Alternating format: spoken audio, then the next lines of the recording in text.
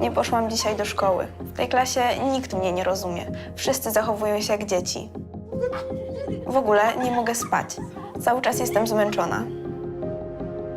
Jeżeli życie jest po to, żeby cierpieć, to ja nie chcę żyć. Mam dość. Cześć, witam, dzień dobry, what's up, this is Mike.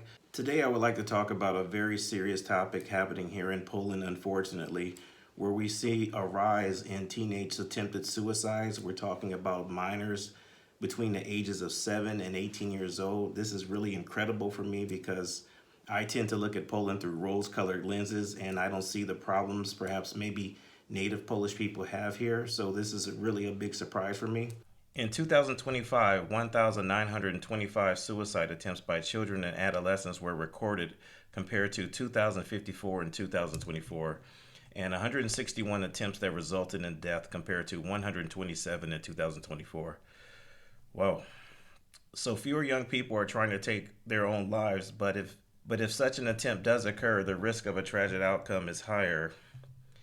Information provided by the National Police Headquarters on January 20th, 2026 shows that in 2025, from January to December, so basically the whole calendar year, 1,925 suicide attempts by children and adolescents and 161 suicides ended in death that were recorded.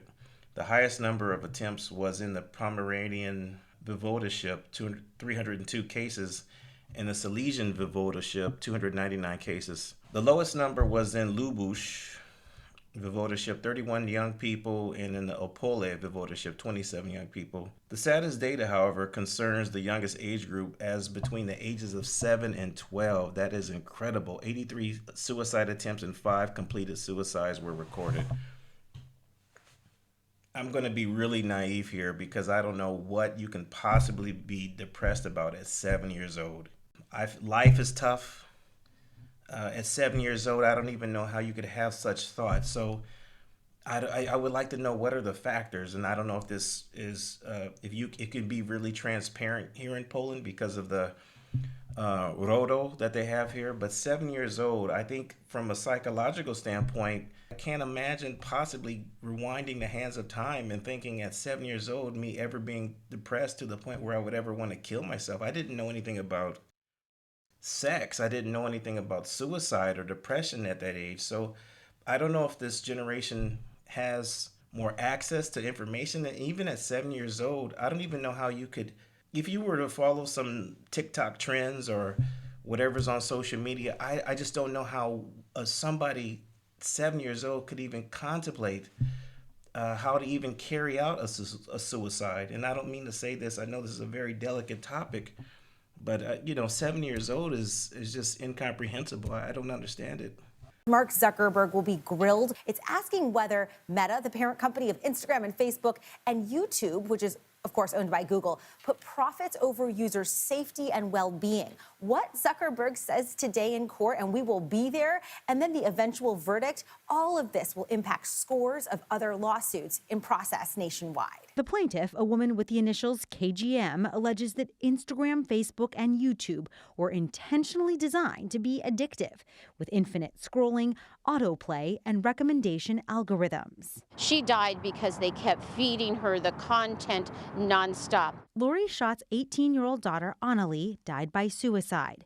Schott is suing Meta and 3 other companies in a separate lawsuit over what she says her daughter was exposed to. Her algorithms were changed, and it would start sending her content that said, here's a gun and 2 bullets. Why don't you take your life? All your pain will be gone. Zuckerberg's testimony is likely to focus on how his platforms protect users. The defense has argued that mental health issues, not the platform's designs, have influenced plaintiffs. Further investment in child and adolescent psychiatry is needed.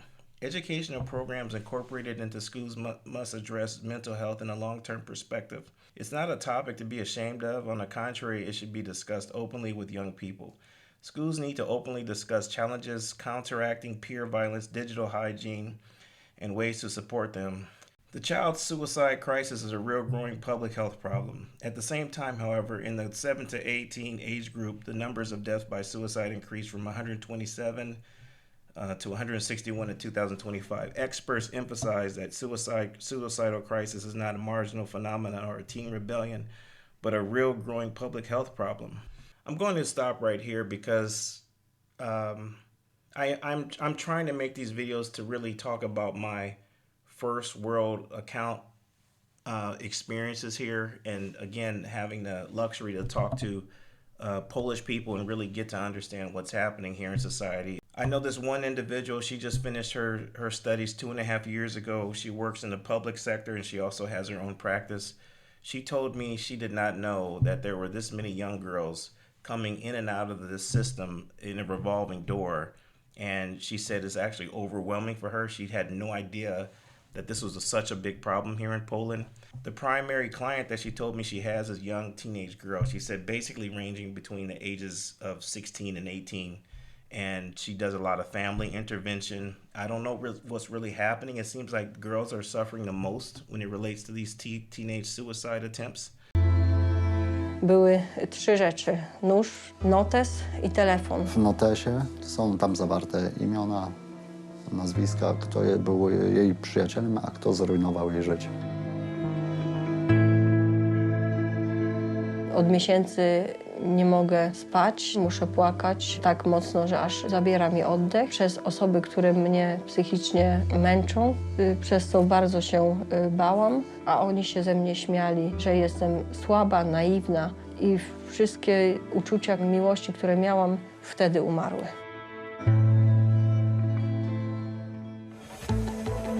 Czternastoletnia Nina wspólnie z rodzicami i bratem mieszkała w Holandii. Miała wiele pasji, ćwiczyła woltyżerkę, była skautką. Pogodna, uśmiechnięta, ale też wrażliwa. I właśnie to sprawiło, że stała się ofiarą niektórych swoich kolegów. Te rzeczy mi się wydawały błahe, ale widocznie dla niej były dużo mocne. Bo ona tutaj na przykład miała bliznę pod wargą. No i wyśmiewali się, że tu masz pryszcza, a co za pryszcza tutaj masz. Mi jako osobie może dorosłej te problemy wydawały się dużo mniejsze. Na zasadzie dzisiaj są, ale nie przejmuj się, jutro jest nowy dzień. A dla niej te problemy urosły do wielkiego, ogromnego problemu. My rozmawiałyśmy dość dużo ze sobą. Ja zawsze mówiłam, że to jest moja przyjaciółka i powiedziałam, że widzę, że te rozmowy nasze nie dają tobie ukojenia, że musimy kogoś z zewnątrz zaprosić do rozmowy, więc podejmiemy rozmowy z psychologiem. Tak ją mocno przytuliłam i ona mówi: mamo, nie tul mnie tak mocno, bo nie mogę oddychać. Ja mówię: Nina, ja ciebie tak mocno przytulam, bo ja ciebie tak mocno kocham i tata też. To był ten notes, który zostawiła, tak? Co tu jest napisane? Że ludzie, którzy zrujnowali moje życie. Jest 7 imion. Córka napisała list pożegnalny. Przepraszam, że tak to kończę, ale nic mi się nie udaje. Będę za wami tęsknić. To jest dla każdego z osobna notatka. Kochana mamo, kocham cię, ale już teraz wiem, że nie umiem od tego uciec. I dla taty, i dla dziewczynek ze skautingu. Byłyście moimi prawdziwymi przyjaciółkami. Tak bardzo was kocham i serduszka. Czyli czuła się kochana. To jest właśnie dla nas zaskakujące, że ona wiedziała, że tak wiele ludzi ją kocha. Na chwilę obecną jest tak dużo pytań i my nie rozumiemy, co się stało. Natomiast co wydaje się poprzez ślady, które Nina zostawiła, tropy, myślę, że to był taki hejt rówieśniczy. Here's what I would say, because I've had an opportunity to work with 3 people who were under the ages of 20. I had one individual, a very sweet young boy. He told me his mother had him in all kinds of classes. He was in kung fu classes. He was in extra classes for biology. He was with me. He was an extra class in English. So I can see this trend right now, and I don't know if it's a generational thing with Polish parents, but I can say I've observed from my own clients, it seems to be a lot of pressure on teenagers. In addition to that, we're talking about having to pass matura to go to the next level of education here. You have to take a matura in 8th or 9th grade or second class, I don't know, and then you get to high school and then you need another matura to get to university, and that dictates what university you might be able to go to or what high school you can go to. Putting your children in all these extra classes because you want them to excel, but you're not allowing them to be children. And then on top of that, you might have the bullying, the social media, the anxiety, the hangover from COVID, I really don't know. I'm not the expert here, but it is really weird for me that a 7-year-older and, even anybody under, I mean, under 18 for me, I still have a hard time wrapping my head around that. We can see here, this is just 2 months ago. Youth suicide deaths in Poland rose 27% in 2025. I'm sure the data is very similar. The number of children and adolescents who died by suicide in Poland rose by nearly 27% last year, underscoring concern among experts about young people's mental health. So we don't have to get into that. I'm more interested in the numbers.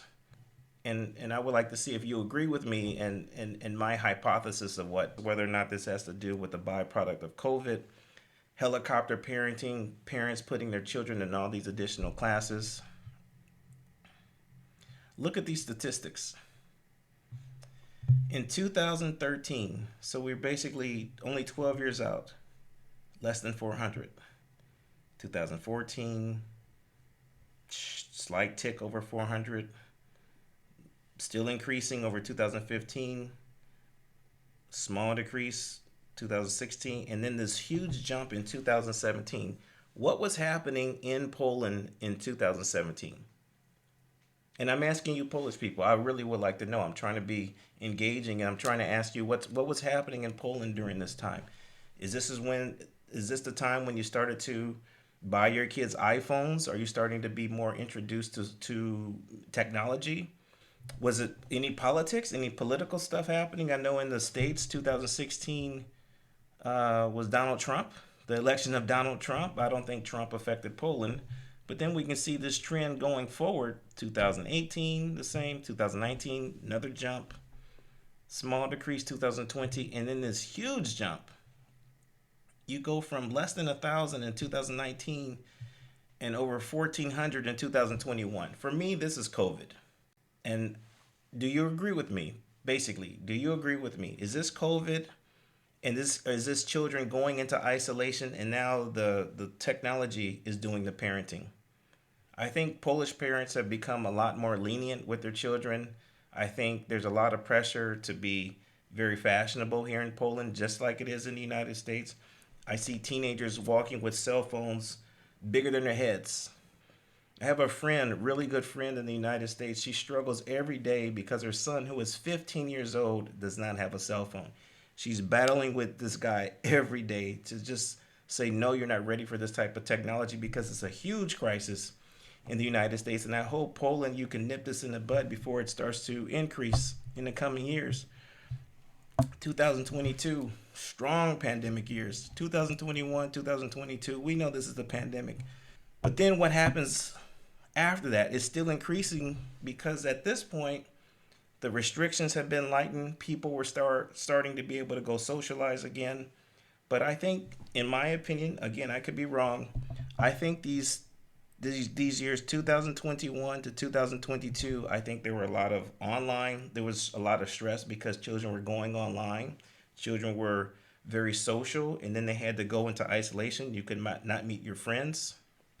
And then 2023, it's almost like people forgot how to socialize, trying to be reintegrated back into society, wearing masks all the time. This is a really strange time in world history. And a lot of states in America also are suffering from this because they had really strict draconian rules when it related to social distancing, when it related to wearing masks on the outside.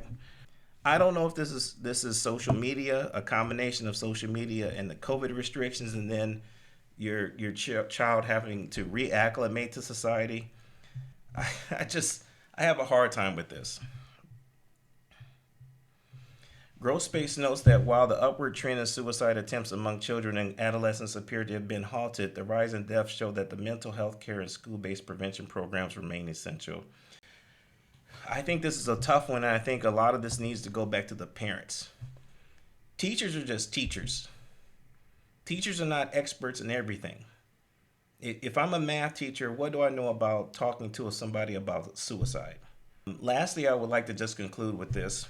When I moved to Poland, and I still continue to reside here, I think it's one of the most beautiful countries that I've ever been to, relating to architecture.